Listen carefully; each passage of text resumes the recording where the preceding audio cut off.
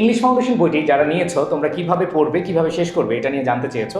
আসো প্রাণপ্রিয় শিক্ষার্থীরা, বিশ্ববিদ্যালয় ভর্তি প্রস্তুতির জন্য প্রায় 11,500 প্রশ্নের অনুশীলন সহ আমাদের এই ইংলিশ ফাউন্ডেশন বইটি।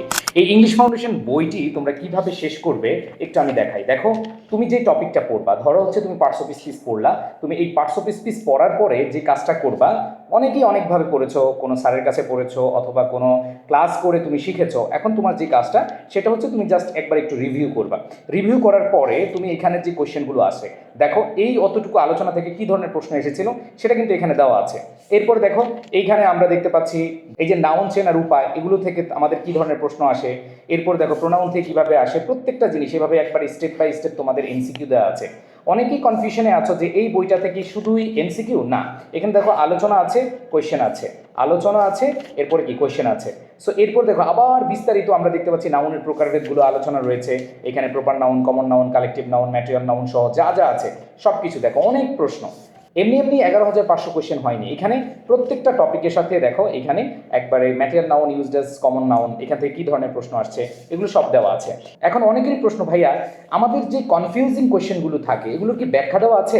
হ্যাঁ, তোমাদের যে কনফিউজিং প্রশ্নগুলো রয়েছে বিশেষ করে বিভিন্ন টপিকে, বিভিন্ন বিশ্ববিদ্যালয় এবং বিভিন্ন পরীক্ষায় যে প্রশ্নগুলো নিয়ে, এই জন্য যেগুলো সহজ বা যেগুলো তুমি সহজে বুঝতে পারো এগুলোর ব্যাখ্যা দেওয়া নাই, বাট হচ্ছে যেগুলো অনেক বেশি কঠিন তোমাদের জন্য এগুলোর কিন্তু ব্যাখ্যা দেওয়া আছে। দেখো এইখানে কিন্তু ব্যাখ্যা দেওয়া আছে। সো এইভাবে তোমার 11,500 কোয়েশ্চেনের প্র্যাকটিস দেওয়া আছে।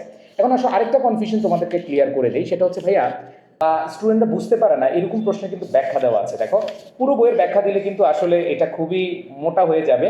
মুখস্থ টপিক যেগুলো রয়েছে বিশেষ করে দেখো অ্যাপ্রোপ্রিয়েট প্রিপোজিশন অথবা আমাদের যে বেসিক প্রিপোজিশন থেকে অনেক কোশ্চেন আসে। দেখো এই যে বেসিক আলোচনা রয়েছে এবং এখান থেকে বিগত বছরের যত প্রশ্ন আছে এইখানে সব কিন্তু দেওয়া আছে।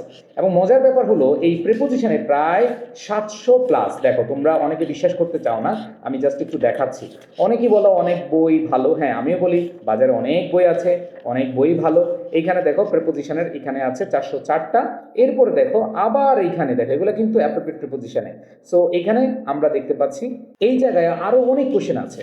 সো এগুলো তুমি যখন প্র্যাকটিস করবা এমনি দেখবা পরীক্ষার প্রিপারেশন অনেক ভালো হচ্ছে এবং তুমি ভালোভাবে পরীক্ষার হলে চলে যেতে পারবা।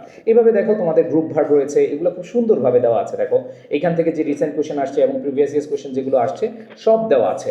সো এই বইটি পড়ে খুবই শান্তি পাবা। যারা একবার শেষ করতে পারবা আমার বিশ্বাস এইটা তোমার জন্য একটা অ্যাসেট হয়ে দাঁড়াবে। শুধু ইউনিভার্সিটি অ্যাডমিশন টেস্টেই না, তুমি হচ্ছে তোমার সামনে যে পরীক্ষাগুলো আছে সেখানেও ভালো করবা। সো এই বইটি তোমরা পেয়ে যাবা রকমারিতে। আমাদের যে হোয়াটসঅ্যাপ নাম্বার রয়েছে এই যে দেখো স্ক্রিনে ভেসে আছে। সো এইখান থেকে তোমরা হোয়াটসঅ্যাপ নাম্বারটা কালেক্ট করে তোমরা হচ্ছে নক দিয়ে বইটা কালেক্ট করতে পারবা।